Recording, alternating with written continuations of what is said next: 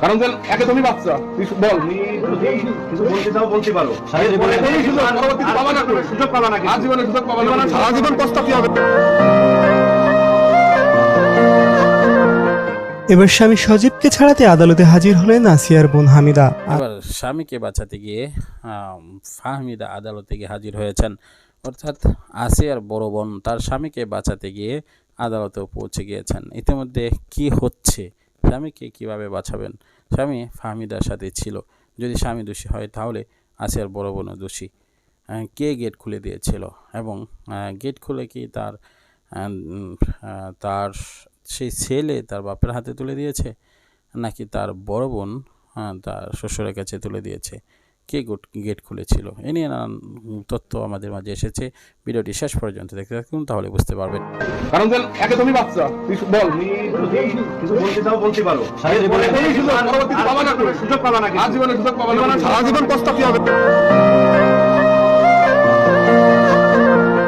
এবার স্বামী সজীবকে ছাড়াতে আদালতে হাজির হলেন আসিয়ার বোন হামিদা, আর সঙ্গে নিয়ে গেছেন তার দাদি শাশুড়িকে। এমনই ভিডিও সোশ্যাল মিডিয়াতে ব্যাপকভাবে ভাইরাল হয়েছে, যেখানে দেখা যায় সাংবাদিকরা হামিদাকে ঘিরে ধরেছেন আর বিভিন্ন প্রশ্নে জর্জরিত করছেন। তবে অবাক দৃষ্টিতে হামিদা সবার দিকে চেয়ে থাকলেও কোনো কথা বলছেন না তিনি। তার পাশেই দাঁড়িয়ে বৃদ্ধা দাদি শাশুড়িও চুপচাপ রয়েছেন। এ সময় সাংবাদিকরা বারংবার বলতে থাকেন, তোমার কিছু বলার থাকলে এখনই বলতে পারো, আজীবনে কিন্তু আর বলার সুযোগ পাবে না। কিন্তু হামিদা বড় বড় চোখ করে রহস্যের নজরে সাংবাদিকদের দেখলেও তিনি কোনো মন্তব্য করেননি। আর এমনই ভিডিও সোশ্যাল মিডিয়াতে ছড়িয়ে দিয়ে বলা হচ্ছে, স্বামীকে ছাড়াতে আদালতে গেছেন হামিদা, যা ঝড়ের গতিতে ভাইরাল হয়ে গেছে। তবে খোঁজ দিয়ে জানা যায় এটি আদালতের ভিডিও নয়। মূলত ধর্ষণের রাতের পরের সকালে যখন আসিয়াকে হাসপাতালে নিয়ে যাওয়া হয়, তখন ঘটনাটি জেনে সাংবাদিকরা ছুটে যান ওই হাসপাতালে এবং ঘিরে ধরেন হামিদা এবং তার দাদি শাশুড়িকে। কিন্তু বিষয়টি যাতে জানাজানি না হয় তাই হামিদা তখন কোনো কথাই বলেননি। এ সময় সাংবাদিকদের প্রশ্নের মুখে পড়েও চুপচাপ ছিলেন হামিদার দাদি শাশুড়িও। এমনকি তিনি ধর্ষণের বিষয়টি স্বীকারও করতে চাইছিলেন না। এজন্য সাংবাদিকদের বলতে শোনা যায়, আপনাদের বাড়িতেই এই ঘটনা ঘটেছে, কোনো না কোনো মানুষই এই কাণ্ড ঘটিয়েছে, কোনো জিন এসে ঘটায়নি। তো বিষয়টি কি হয়েছে আপনারা জানান। আপনার বাড়িতে সে বাচ্চাটা বলে দে আপু বলে দে।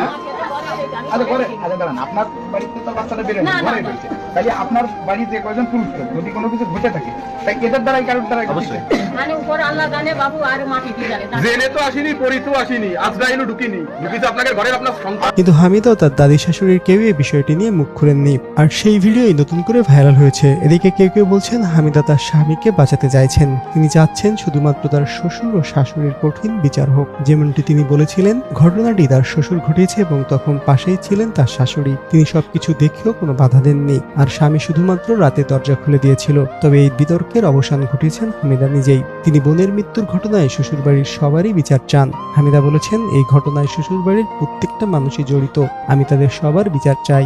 এই বক্তব্যের মধ্যে দিয়েই পরিষ্কার হয় যে হামিদা তার অবুঝ বোনের মৃত্যুতে শ্বশুরবাড়ির কাউকেই ছাড় দিতে চান না।